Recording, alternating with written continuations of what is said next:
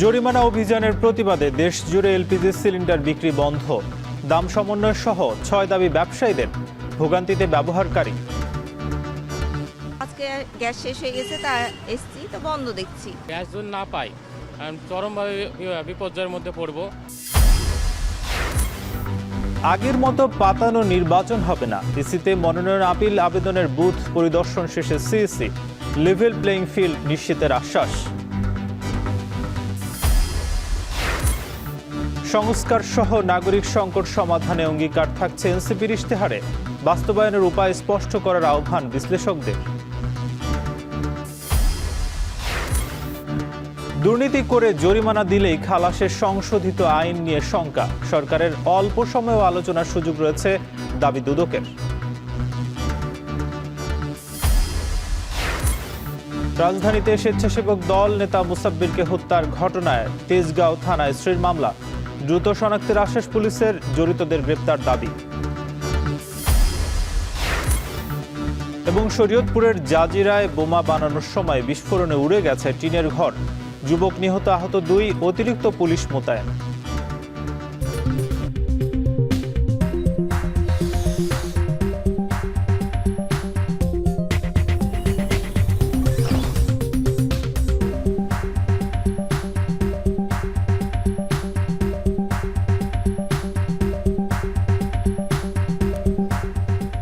স্বাগত। এখন ঢাকায় পুরো আয়োজন জুড়ে থাকছি নাজমুস সাকিব। দেশ জুড়ে অভিযান ও জরিমানার প্রতিবাদে সারা দেশে এলপিজি সিলিন্ডার সরবরাহ ও বিক্রি বন্ধ রয়েছে। পরিবেশকদের সাথে আলোচনা করে দাম সমন্বয় ও হয়রানি বন্ধ সহ 6 দাবিতে এমন কর্মসূচি দিয়েছে এলপি গ্যাস ব্যবসায়ী সমবায় সমিতি। সিলিন্ডার বিক্রি বন্ধ থাকায় ভোগান্তিতে পড়েছেন হোটেল, রেস্তোরাঁ এবং বাসাবাড়ির ব্যবহারকারীরা। এ বিষয়ে আরও জানাতে রাজধানীর মতিঝিল থেকে সহকর্মী নাইম কামাল, চট্টগ্রামের অক্সিজেন এলাকা থেকে হোসেন জিয়াদ এবং রাজশাহী থেকে যুক্ত হচ্ছেন রাকিবুল হাসান। শুরুতেই যাব নাইম কামালের কাছে। নাইম, জানাবেন যে এলপিজি সিলিন্ডার বিক্রি বন্ধ সম্পর্কে কি বলছেন সরবরাহকারীরা, এবং যেহেতু এই এলপিজি সিলিন্ডার বিক্রি বন্ধ রয়েছে সেক্ষেত্রে ভোগান্তিটা কেমন দেখছেন? জি সাকিব, আপনি যেমনটি বলেছিলেন যে সকাল থেকে আমি মতিঝিল হয়ে দিলকুশ হয়ে বিভিন্ন জায়গায় ঘুরেছি। এখন আমি দাঁড়িয়ে আছি রাজধানীর উত্তরায়। এখানে এসে বেশ কয়েকটি রেস্তোরাঁয় ঘুরেছি, হোটেল ঘুরে যেমনটি দেখেছি তাদের যে আগে থেকে যে সিলিন্ডারগুলো নেওয়া ছিল, অর্থাৎ স্টকে যে সিলিন্ডারগুলো ছিল সেগুলো কিন্তু তারা এখন পর্যন্ত ব্যবহার করছেন। অর্থাৎ তাদের আগে যে সিলিন্ডারগুলো নেওয়া সেগুলোর কারণে কিন্তু তাদের খুব একটা ভোগান্তিতে পড়তে হয়নি এখন পর্যন্ত। তারা কিন্তু এখন পর্যন্ত স্বাভাবিকভাবেই তাদের কার্যক্রম চালিয়ে নিচ্ছেন, তাদের বেচা বিক্রিও কিন্তু স্বাভাবিক রয়েছে।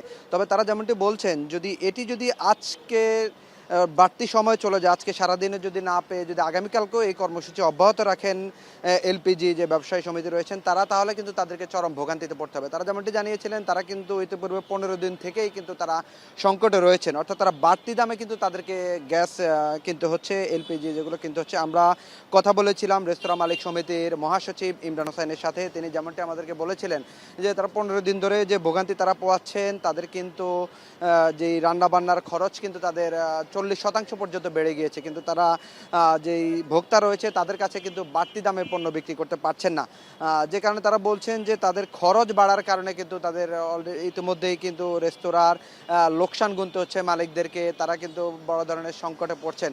তারা বলছেন বৈশ্বিকভাবে কিন্তু দাম না বাড়লেও বাংলাদেশে যে পরিমাণভাবে দাম বাড়ানোর জন্য এলপিজি ব্যবসায়িক সমিতি যেই অবরোধ বা তাদের যে কর্মসূচি দিয়েছেন, যে দাবিগুলো জানাচ্ছেন সেগুলো কিন্তু তারা অযৌক্তিক বলছেন। এবং তারা বলছেন যদি এভাবে যদি আসলে পরিস্থিতি চলতে থাকে, এটি যদি আরেকটু দীর্ঘ হয় তাহলে কিন্তু তারাও কঠোর কর্মসূচি দিতে বাধ্য হবেন। তারা কিন্তু ভোক্তার কথা চিন্তা করে এখন পর্যন্ত কিন্তু তারা রেস্তোরাঁ সচল রেখেছেন। তারা কিন্তু কোনো ধরনের সংকট যে তৈরি হয়েছে সেটি কিন্তু তারা কিন্তু ভোক্তার উপরে পড়তে দেয়নি। তারা বলছেন যদি এলপিজি যেই ব্যবসায়ীরা যে কর্মসূচি দিয়েছেন সেটি চলতে থাকলে কিন্তু তারাও কঠোর কর্মসূচিতে বাধ্য হবেন। তারা হয়তো তাদের রেস্তোরাঁ, হোটেল, রেস্তোরাঁ বন্ধ করতে পারেন।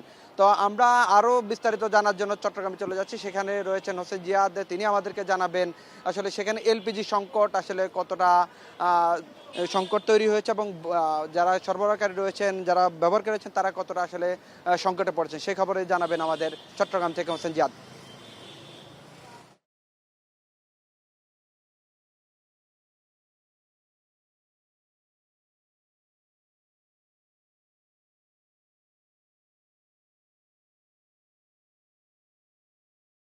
নাই, মূলত চট্টগ্রামের যে ডিলার পয়েন্ট রয়েছে, আমি গত 3 ঘন্টা ধরে চট্টগ্রামের ডিলার পয়েন্টগুলো ঘুরেছি, বিশেষ করে অক্সিজেন এলাকায়, এবং এখানে যে কয়টি ডিলার পয়েন্টে আমি গিয়েছি বেশিরভাগ ডিলারের কাছেই আসলে এই মুহূর্তে এলপি গ্যাস নেই, মূলত সিলিন্ডারগুলো পড়ে আছে। আমরা এখন যেই ইয়ারটিতে আছি, যে ডিলার পয়েন্টটিতে আছি, এই ডিলার পয়েন্ট থেকে প্রতিদিন অন্তত 1.5 থেকে 2,000 সিলিন্ডার সরবরাহ করা হয়। তিনি 8 থেকে 10টি কোম্পানির সাথে থেকে এই গ্যাসগুলো নিয়ে আসেন। তিনি বলছিলেন যে কোনো কোনো কোম্পানি গত 7 থেকে 8 দিন ধরে গ্যাস সরবরাহ করছে না। এগুলো বিশেষ করে চট্টগ্রামের সীতাকুণ্ডের যে কারখানাগুলো রয়েছে সেই কারখানাগুলো থেকে তিনি নিয়ে আসেন, এবং সেখানে গাড়ি পাঠিয়েছেন 5 থেকে 6 দিন 7 দিন আগে, কিন্তু সেগুলো ফেরত আসেনি, কারণ কারখানাগুলো থেকে আসলে গ্যাসের সরবরাহ নেই। অর্থাৎ হাজার হাজার সিলিন্ডার তার এখানে খালি পড়ে আছে, মজুদ পড়ে আছে, এবং তিনি এক ধরনের লোকসানের মুখে পড়ছেন। অন্যদিকে ভোক্তাদের কথা যদি বলি, আমি থাকাকালীন সময়ে এই ডিলার পয়েন্টগুলোতে আমরা দেখেছি যে যারা খুচরা বিক্রেতা, পাইকার বিক্রেতা, তারা এসে ভিড় করছিলেন। কেউ কেউ গাড়িতে করে সিলিন্ডার নিয়েও এসেছেন। গত 3 থেকে 4 দিন ধরে তারা আসছিলেন এবং ফোন করে জানার চেষ্টা করছেন যে আছে কিনা। অর্থাৎ এক ধরনের চাপ তৈরি হয়েছে। তারা বলছিলেন যে 2-1টি কোম্পানি সরবরাহ করছে, কিন্তু সেটি চাহিদার 20 থেকে 30%। বিশেষ করে চট্টগ্রামে প্রায় শুধু মহানগরীতেই মাসে 3 লাখের মতো সিলিন্ডারের চাহিদা রয়েছে, 3 লাখের মতো সিলিন্ডারের চাহিদা। অর্থাৎ এক একটি কোম্পানি 400-500 থেকে, এক একজন ডিলার 400-500 থেকে 2000-3000 পর্যন্ত সরবরাহ করেন নগরী জুড়ে, কিন্তু এখন একেবারেই গত 2 দিন বা 3 দিন ধরে আসলে একেবারেই বন্ধ, এবং তারা দিতে পারছেন না। 2-1টি কোম্পানি যেগুলো দিচ্ছে সেগুলো আসা মাত্রই আসলে কাড়াকাড়ি করে অনেকটা নিয়ে যেতে হচ্ছে। স্বাভাবিকভাবেই ভোক্তা পর্যায়ে এক ধরনের সংকট তৈরি হয়েছে, বড় ধরনের সংকটই তৈরি হয়েছে, এবং আমরা দেখছি যে 1306 টাকা যেটি দাম বেঁধে দেওয়া হয়েছে সরকারের পক্ষ থেকে, সেটি অন্তত 3 থেকে 400 টাকা বেশি দামে আসলে বিক্রি করতে হচ্ছে এখানকার ডিলারদেরকে, এবং খুচরা পর্যায়ে আমরা সেটি দেখেছি প্রায় 1600 টাকা 1700 টাকায় বিক্রি হচ্ছে। গত 2 দিন ধরে ভোক্তা অধিকারের অভিযানে যদিও 200-100 টাকা পর্যন্ত দাম কমে 1400-1500 টাকায় বিক্রি হচ্ছে, কিন্তু গতকাল পরিবেশক সমিতি যখন নোটিশ দিয়েছে যে ভোক্তা অধিকারের অভিযান এবং সামগ্রিক বিষয় বিবেচনায় তারা আসলে সরবরাহ বন্ধ রাখবেন, সে কারণে এখানে ডিলাররাও এক ধরনের সরবরাহ বন্ধ রেখেছেন। পাশাপাশি তাদের কাছে আসলে একেবারে মজুতও নেই যে তারা দিবেন। তো এই ছিল চট্টগ্রামের পরিস্থিতি, গ্যাস সংকটের পরিস্থিতি। আমরা একটু রাজশাহীর খবর জানতে চলে যাব, সেখানে সহকর্মী রাকিবুল হাসানের কাছে।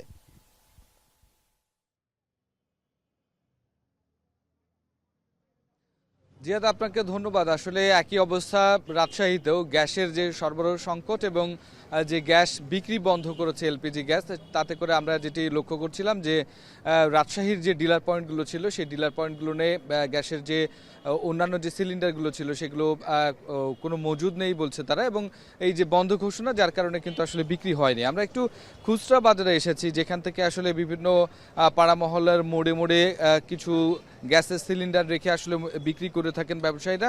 সেখানেও তারা লক্ষ্য করছি, তারা বলছেন দীর্ঘদিন থেকে তাদের এখানে যে সিলিন্ডার ফাঁকাগুলো রয়েছে সেইগুলোই আছে। এখন পর্যন্ত যেই সিলিন্ডারগুলো গ্যাস নেওয়ার জন্য আসলে ডিলারদেরকে দেওয়া হয়েছে, এখন পর্যন্ত তারা সেটি পাননি। আজকে তারা খানিকটা আশ্বস্ত হয়েছে যে আর 2-1 দিন পরে আসলে তারা সপ্তাহে 5টি করে গ্যাস পেতে পারেন। এই অবস্থায় আসলে সাধারণ যারা ক্রেতা আছেন, যারা নিয়মিত এখান থেকে কেনেন, তারা বলছেন যে এর ফলে যে সংকটটি হবে, যে প্রত্যেকে আসলে গ্যাস নিতে চাইবে, এবং এর ফলে যে দামটি ছিল সেই দামটি কিন্তু আসলে বাড়বে, এবং এই বর্ধিত দামের ক্ষেত্রে কারণ তাদের যেমন ভোগান্তি হবে, অন্যদিকে আসলে যেই পরিমাণে আসলে গ্যাসের সরবরাহ সেটি যদি না থাকে পর্যাপ্ত, তাহলে আপনি জানেন যে এই যে শহরে এলাকায় সেখানে আসলে গ্যাসের যে পরিমাণ চাহিদা, সেটি হোটেল থেকে শুরু করে রেস্তোরাঁ এবং বাড়ি, এবং একই সাথে এটি রাজশাহী বিশ্ববিদ্যালয় এবং মেস এলাকায় সেখানে প্রচুর পরিমাণে আসলে গ্যাসের সিলিন্ডারের বিক্রি হয়ে থাকে। সুতরাং এই গ্যাসের সরবরাহ যদি না থাকে, তাহলে খুব স্বাভাবিকভাবেই চড়া দামে আসলে কিনতে প্রত্যেকেই বাধ্য হবেন এবং একটু ভোগান্তির মধ্যে পড়বেন। তো সেই ক্ষেত্রে আমরা যেটি লক্ষ্য করেছি যে এই গ্যাসের যে সরবরাহ বন্ধ, সিলিন্ডারজাত গ্যাস, সেটি আমরা যেটি লক্ষ্য করলাম সাকিব, যে পুরো রাজশাহী জুড়ে একই অবস্থা, এবং প্রত্যেকটি ডিলারের কাছেই তারা বলছেন যে তারা আসলে মূল জায়গা থেকেই আসলে গ্যাস পাচ্ছেন না। এখান থেকে বগুড়া যে বাঘাবাড়ি বা সিরাজগঞ্জ এলাকা থেকে যে গ্যাসগুলো নিয়ে আসেন তারা, সেটি এখনো পর্যন্ত সরবরাহ কম রয়েছে, এবং জানেন দেশব্যাপী আসলে সিলিন্ডার গ্যাস বিক্রির সমবায় সমিতির পক্ষ থেকে যে নিষেধাজ্ঞা দেওয়া হচ্ছে, সেটি যতক্ষণ না পর্যন্ত এটি শেষ হচ্ছে ততক্ষণ পর্যন্ত আসলে এই সংকট থাকবে। তো সাকিব, এই ছিল রাজশাহী থেকে আমার কাছে গ্যাস সংকটের সর্বশেষ খবর। এলপিজি সিলিন্ডার বিক্রির বন্ধের কারণে যে ভোগান্তি হচ্ছে সে খবর জানাচ্ছিলেন সহকর্মীরা। আগের মতো এবার আর কোনো পাতানো নির্বাচন হবে না বলে মন্তব্য করেছেন সিএসি এএমএম নাসির উদ্দিন। সকালে আগারগাঁও ইসি সচিবালয় প্রাঙ্গণে মনোনয়ন বাতিলের বিরুদ্ধে আপিল আবেদনের বুথ পরিদর্শন শেষে কথা বলেন তিনি। এনি ক্যান্ডিডেট ক্যান অ্যাপিল, যারটা গ্রহণ হয়েছে তার বিরুদ্ধে করতে পারে ক্যান্ডিডেট, অথবা তারটা যদি বাতিল হয় তাও করতে পারে। আমরা আইন অনুযায়ী একদম ইনশাল্লাহ দেখবেন আপনারা ন্যায় বিচার পাবে। ওই যে একটা এখন একটা কথা উঠছে না, ইনসাফ, আমরা ইনসাফে বিশ্বাসী।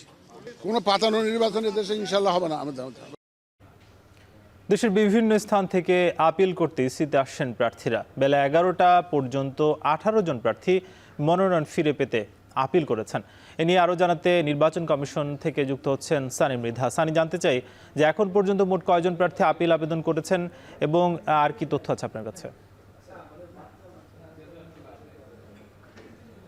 আপনাকে শুরু থেকে যদি বলতে চাই, সকাল 10টা থেকে কিন্তু চতুর্থ দিনের মতো আপিল আবেদন ও বাতিলের বিরুদ্ধে যে আপিল করা সেই গ্রহণ চলছে। এবং এখন পর্যন্ত যদি বলি আপনাকে, সবশেষ তথ্য অনুযায়ী আমার কাছে মানে 28টির মতো তথ্য ছিল যে 28 জন স্বতন্ত্র বা বিভিন্ন রাজনৈতিক দলের প্রার্থীরা তারা আপিল দায়ের করেছেন এবং তাদের মনোনয়ন ফিরে পেতে তাদের যে ভুল ত্রুটিগুলো ছিল সেটি সংশোধন করে তারা জমা দিয়েছেন বলে আমাদের কাছে জানিয়েছে। এবং তারা বলেছেন যে এবারের যাচাই বাছাই প্রক্রিয়াটা বেশ কঠিন লাগছে তাদের কাছে। একই সাথে তারা এখনো আশ্বস্ত হতে পারছেন না। তারা এমনটা, অনেক প্রার্থীরা এমনটা অভিযোগ করেছেন যে নির্বাচন কমিশন একটি দলের প্রতি আলাদা ঝোঁক রয়েছে বলে তাদের শঙ্কা রয়েছে। এক্ষেত্রে কিন্তু তারা এখন পর্যন্ত লেভেল প্লেইং ফিল্ড বলা থেকে শুরু করে বিভিন্ন যাচাই বাছাই প্রক্রিয়া থেকে শুরু করে সব ধরনের যে তথ্যগুলো রয়েছে, সব ধরনের যে মনোনয়ন জমা দেওয়ার যে বিষয়গুলো রয়েছে সেগুলো তাদের কাছে একটু কঠিন হয়ে যাচ্ছে বলে আমাদেরকে এমনটাই অভিযোগ করেছেন। আমি সকাল থেকেই এই যে মনোনয়নের যাচাই বাছাইয়ের ক্ষেত্রে বা আপিলের ক্ষেত্রে আপিল করতে যে যখন প্রার্থীরা আসছিলেন তখন কিন্তু তাদেরকে পরিদর্শন করতে নির্বাচন কমিশনের যে প্রধান তিনি আসছিলেন, এসে কিন্তু সকালবেলা পরিদর্শন করেছেন। তিনি জানিয়েছেন যে ভোটের আগ মুহূর্তে কিন্তু লেভেল প্লেইং ফিল্ড নিশ্চিত করবে। একই সাথে এবার কিন্তু কোনো ধরনের গত 3টি আসন প্রহসনমূলক নির্বাচন কিন্তু এবার আর হবে না বলে তিনি আশ্বস্ত করেছেন। তিনি বলেছেন যে কোনোভাবেই লেভেল প্লেইং ফিল্ড বা কোনোভাবে যেন নির্বাচন প্রার্থীরা সংকোচ বা নিরাপত্তা ঝুঁকিতে না থাকে সে বিষয়ে কিন্তু নির্বাচনের আগে, ভোটের আগে কিন্তু সেই লেভেল প্লেইং ফিল্ড নিশ্চিত করবেন। আপনি জানিয়ে রাখি যে আগামীকাল কিন্তু শেষ দিন, যে রাজধানীর আগারগাঁওয়ে যে নির্বাচন কমিশনারের যে মনোনয়নপত্রগুলো বৈধ থেকে শুরু করে যাদের বিভিন্ন ত্রুটি ছিল, মনোনয়ন বাতিলের বিরুদ্ধে যে আপিল ছিল, সেটি কিন্তু আগামীকাল পর্যন্ত 10টা থেকে 5টা পর্যন্ত চলবে। এখানে আপনাকে একটু বলে রাখি যে এখানে কিন্তু নির্বাচন কমিশনের এই আগারগাঁওয়ের এখানে কিন্তু 10টি বুথ রয়েছে। এখানে কিন্তু বিভিন্ন অঞ্চলের বিভিন্ন বিভাগের 10টি বুথ করা হয়েছে। এখানের এসব অঞ্চলগুলোতে যেসব প্রার্থীরা রয়েছে, যাদের প্রার্থিতায় অবৈধ হয়েছিল বা যাদের প্রার্থীতে মনোনয়নের ত্রুটি ছিল, সেই ত্রুটির কারণে কিন্তু তারা এখানে জমা দিয়েছে। এবং এখন পর্যন্ত আমাদের কাছে যে তথ্য আছে, এই যে মনোনয়ন যাচাই বাছাইয়ের বিরুদ্ধে রায়ের আপিল করবেন, এটা বিকেল 5টা পর্যন্ত চলবে। তো সাকিব, এই ছিল আগারগাঁও থেকে নির্বাচন কমিশনের সবশেষ তথ্য আমার কাছে। নির্বাচন কমিশন থেকে সবশেষ তথ্য জানাচ্ছিলেন সানি মৃধা।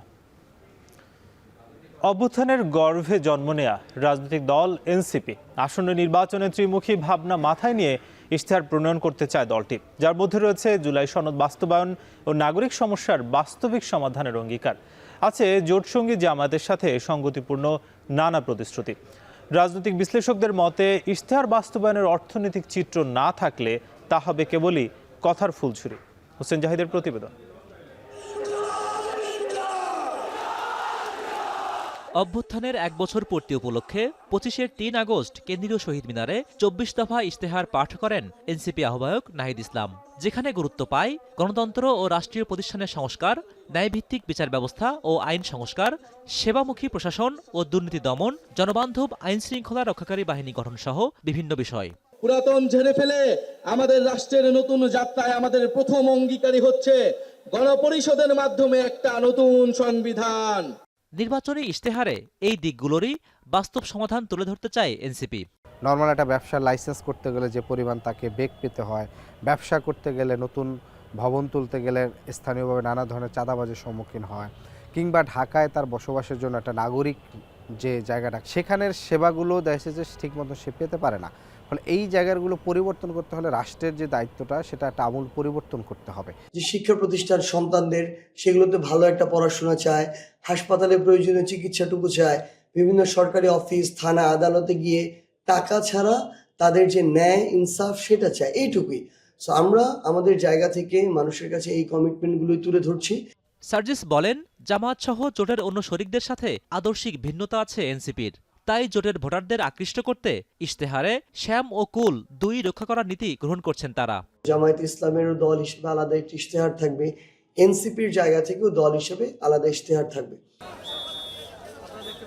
তবে এনসিপির সম্ভাব্য ইশতেহারে সমস্যা সমাধানের আর্থিক দিকগুলো এখনো অস্পষ্ট বলে মনে করেন এই রাজনীতি বিশ্লেষক। আমরা বয়স্ক ভাতা দেব, আমরা সার্বজনীন পেনশনের ব্যবস্থা করব, মানে ইত্যাদি, যে রাস্তাঘাট, বিল, ব্রিজ, কালভার্ট এগুলো বানাবো। কিন্তু এগুলোর জন্য যে টাকাটা দরকার সে অর্থের সংস্থান কোত্থেকে হবে, এইটা আমাদের দাবি করা উচিত এখন। যে আপনি ট্যাক্স বাড়াবেন কিনা, আপনি এলএনজির দাম বাড়াবেন কিনা, মানে আমরা গ্যাসের এলপিজি পার সিলিন্ডার দাম কত হবে, বা বিদ্যুতের দাম আপনি কতটুকু বাড়াবেন। অভ্যুত্থানের উপজাত এমন দাবির প্রমাণ হিসেবে এনসিপিকে অভ্যুত্থানে অংশ নেওয়া ব্যক্তিদের সুরক্ষা এবং দায় দরদের সুস্পষ্ট নির্দেশনাও জরুরি বলে বিশ্বাস করেন তিনি। ওই 36 দিনের কার্যক্রমগুলোর উপর কেউ কোনোভাবে প্রশ্ন তুলতে পারবে না। হোসেন জাহিদ, এখন, ঢাকা।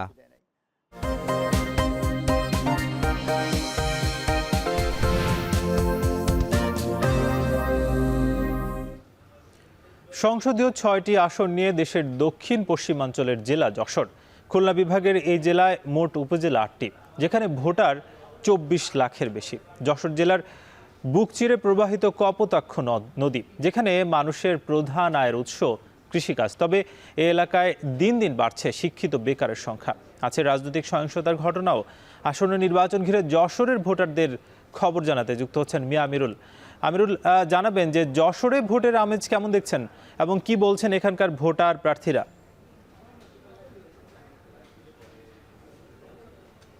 নানা রঙের ফুলের মেলা খেজুরগড়ের যশোর জেলা থেকে স্বাগত জানাচ্ছি।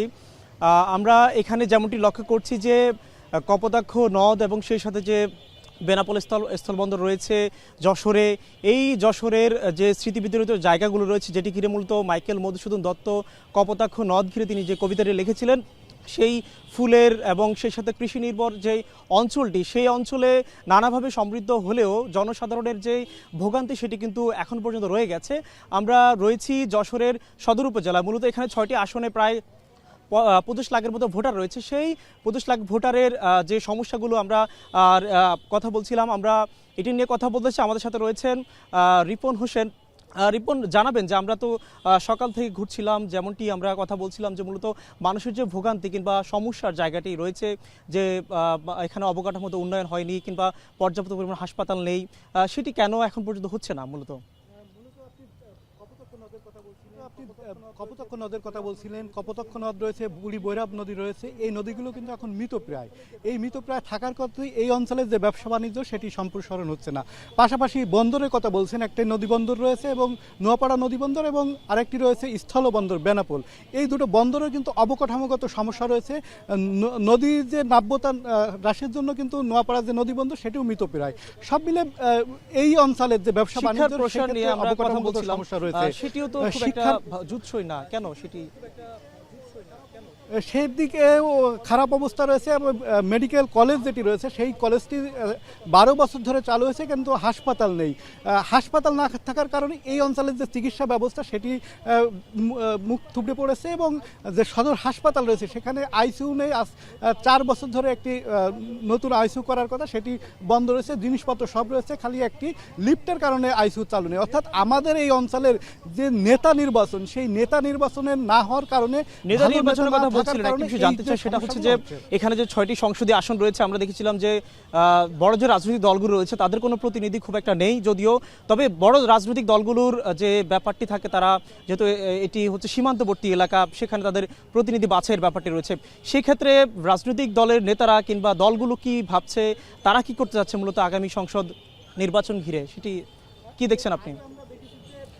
এর আগে আমরা দেখেছি যে বিএনপির স্থায়ী কমিটির সদস্য ছিল তরিকুল ইসলাম, তেনার আমলে কিছুটা উন্নয়ন হয়েছে এবং মেডিকেল কলেজ, বিশ্ববিদ্যালয় এগুলো কিন্তু তার আমল হয়েছে। তারপরে যে 17 বছরের এই সময়টা বড় কোনো উন্নয়ন কিন্তু আমরা চোখে পড়া ভোটাররা সবচেয়ে ছোট করে জানতে চাই ভোটারদের প্রত্যাশা কি বা কি চাচ্ছে তারা?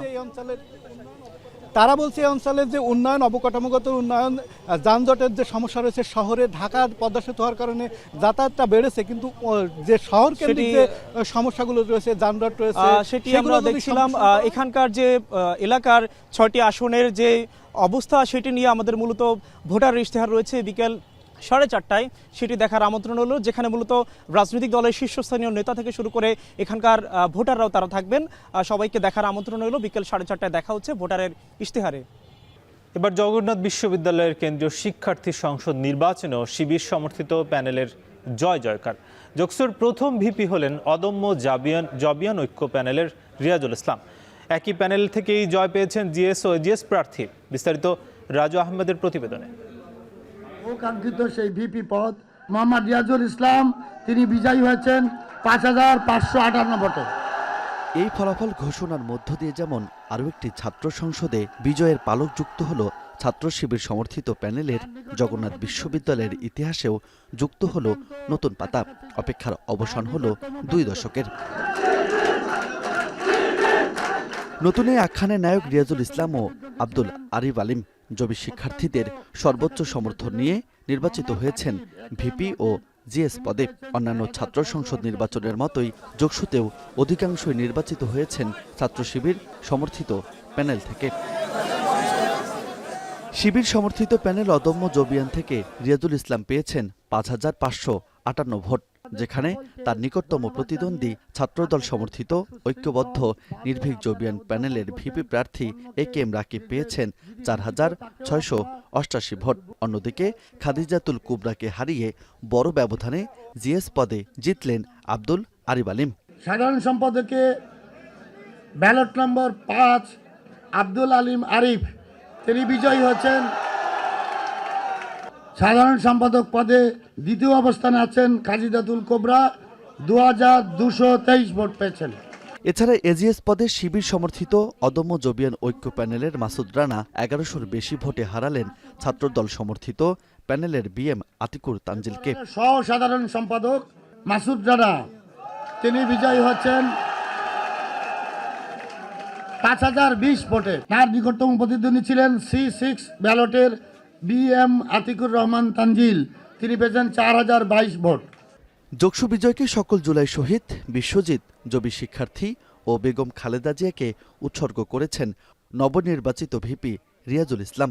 আমাদের আজকের এই জকসু নির্বাচনের ফলাফল আমরা শহীদ আব্দুল্লাহ আল ফয়সাল ভাই, শহীদ ইকরামুল হক সাজিদ, বিশ্বজিৎ দাস, জগন্নাথ বিশ্ববিদ্যালয়ের সকল শিক্ষার্থী, জুলাই বিপ্লবে আহত শিক্ষার্থীবৃন্দ এবং জগন্নাথ বিশ্ববিদ্যালয়ের প্রতিষ্ঠাতা আমাদের সকলের প্রিয় ব্যক্তিত্ব দেশনেত্রী বেগম খালেদা জিয়ার জন্য উৎসর্গ করতে চাই।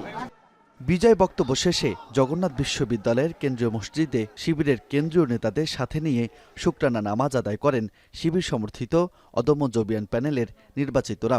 এর আগে লড়াই সংগ্রাম ও নানা জটিলতা পেরিয়ে 6 জানুয়ারি অনুষ্ঠিত হয় জকসু নির্বাচনের ভোট গ্রহণ থেকে গণনায় যেমন ছিল শিক্ষার্থীদের বাঁধভাঙা উচ্ছ্বাস ও উদযাপন, তেমনি নাটকের দৃশ্যের মতোই পরিবর্তন হয়েছে এই নির্বাচনের প্রেক্ষাপট।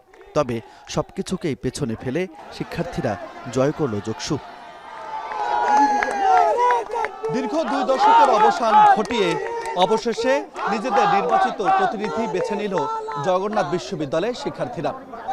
আবাসন সংকট নিরসন, নতুন ক্যাম্পাস নির্মাণ সহ সকল সমস্যার সমাধানে এই জকসুর নেতারাই অগ্রনায়ক হয়ে ভূমিকা পালন করবে, এমনটাই চাওয়া এই বিশ্ববিদ্যালয়ের শিক্ষার্থীদের। সেই সঙ্গে জকসুর হাত ধরেই শিক্ষার্থী নির্ভর ক্যাম্পাস ও আধুনিক ক্যাম্পাস গড়ে উঠবে, এমনটাই প্রত্যাশা শিক্ষার্থীদের। রাজু আহমেদ, এখন, ঢাকা। রাজধানীতে স্বেচ্ছাসেবক দলের সাবেক সাধারণ সম্পাদক আজিজুর রহমান মুসাব্বিরকে গুলি করে হত্যার ঘটনায় তেজগাঁও থানায় মামলা করেছেন স্ত্রী। কিছুক্ষণের মধ্যে ঢাকা মেডিকেল থেকে মরদেহ হস্তান্তর করা হবে। দুপুরে নয়াপল্টনে জানাজা। এই মুহূর্তে ঢাকা মেডিকেলে আছেন সহকর্মী শম্পা বিশ্বাস। বিস্তারিত জানতে যুক্ত হব তার সঙ্গে। শম্পা, জানতে চাই যে মরদেহ হস্তান্তরের প্রক্রিয়া কি শুরু হয়েছে কিনা এবং স্বজনরা কি বলছেন এই হত্যাকাণ্ডের ব্যাপারে?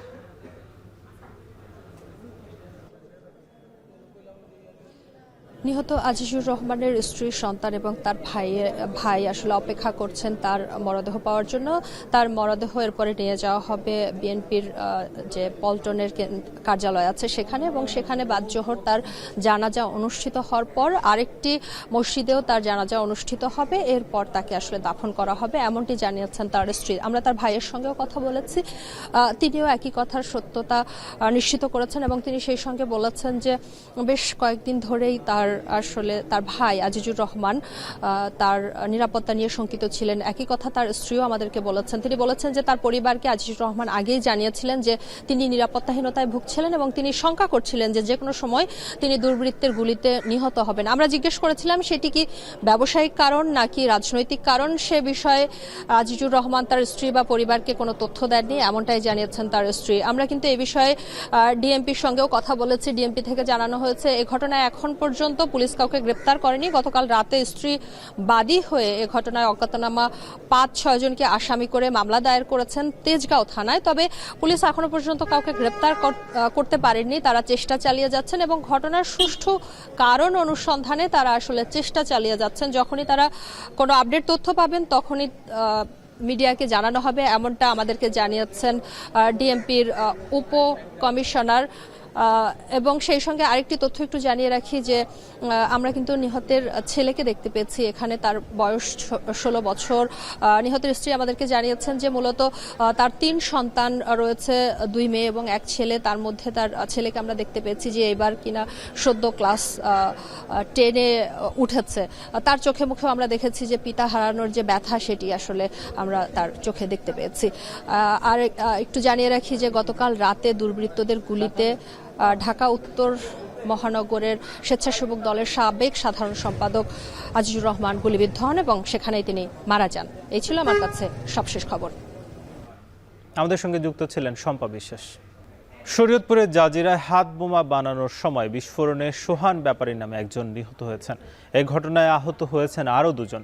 ভোররাতে উপজেলার বিলাসপুর ইউনিয়নের সাতঘরিয়াকান্দি এলাকায় একটি বসতঘরেই বিস্ফোরণ ঘটে। নিহত সোহান মুলাই বেপারীকান্দি গ্রামের দেলোয়ার ব্যাপারীর ছেলে। স্থানীয়রা বলছেন আধিপত্য বিস্তারকে কেন্দ্র করে বছরের পর বছর ধরে বোমা তৈরি করা হয় এবং বিস্ফোরণের ঘটনা ঘটে। পুলিশের প্রাথমিক ধারণা বোমা তৈরির সময় বিস্ফোরণে মৃত্যু হয় সোহান ব্যাপারীর। পরে সহযোগীরা তার মরদেহ ফসলের জমিতে ফেলে পালিয়ে যায়। পুলিশ ঘটনাস্থলে পৌঁছে মরদেহ উদ্ধার করে। পুরো এলাকায় অতিরিক্ত পুলিশ মোতায়েন করা হয়েছে।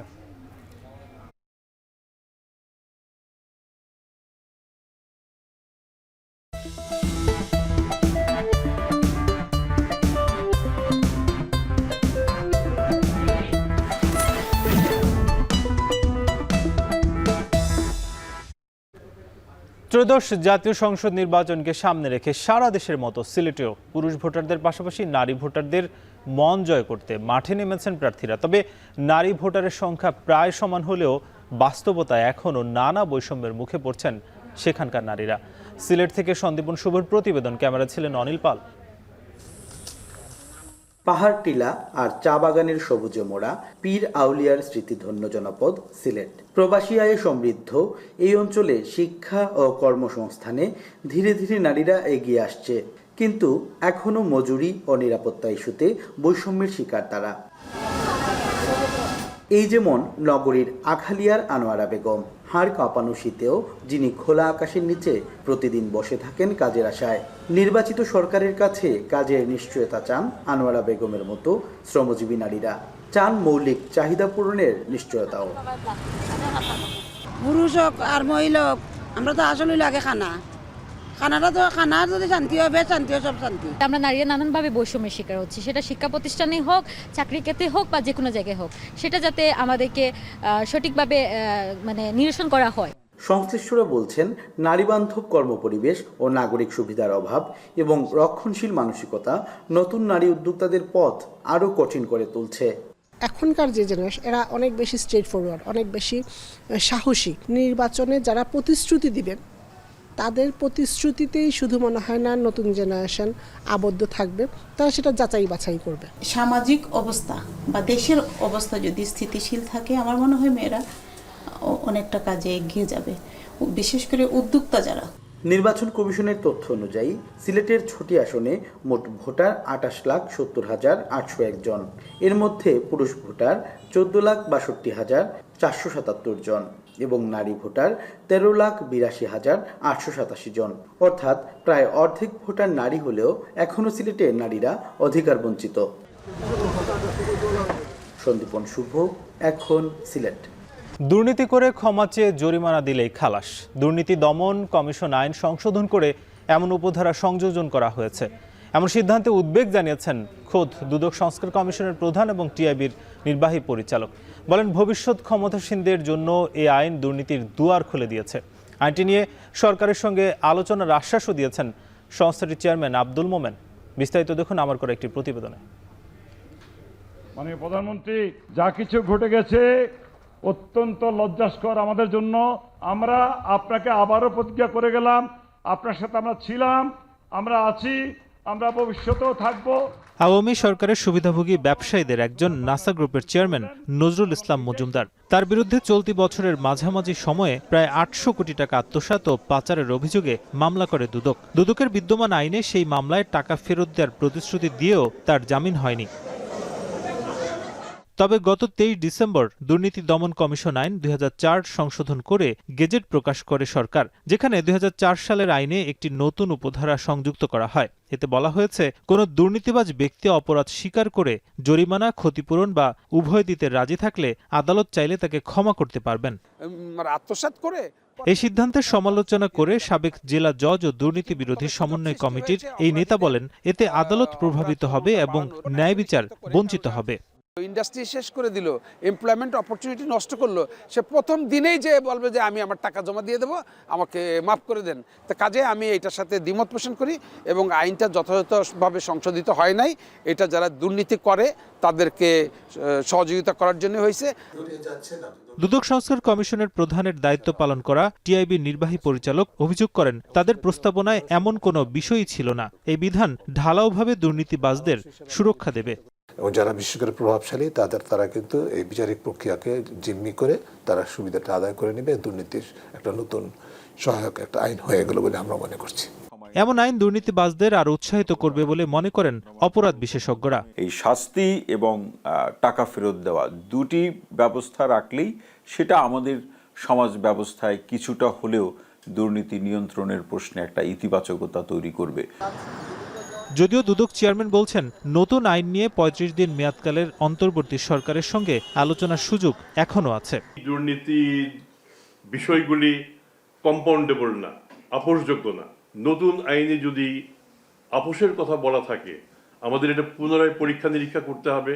আমরা এটা দেখে আমরা আমাদের যে বেসিক যে চিন্তা, দুর্নীতির সাথে আপোষ নাই, আমরা সেখানেই থাকব।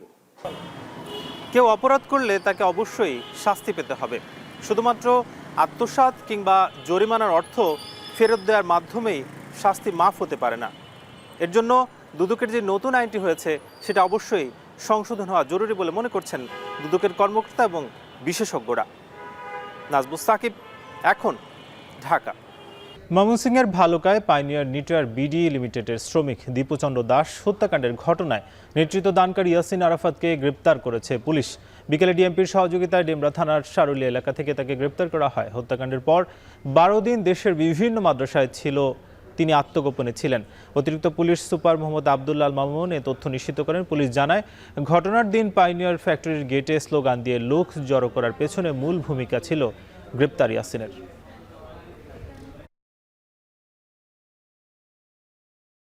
যুক্তরাষ্ট্রের সল্ট লেকে একটি গির্জায় বন্দুক হামলায় প্রাণ হারিয়েছেন 2 জন, গুলিবিদ্ধ অন্তত 8 জন। স্থানীয় সময় বুধবার গভীর রাতে গির্জায় শেষকৃত্য চলছিল। এ সময় গির্জা প্রাঙ্গণের পার্কিং লটের বাইরে প্রথমে হট্টগোল এবং পরে গুলির শব্দ শোনা যায়।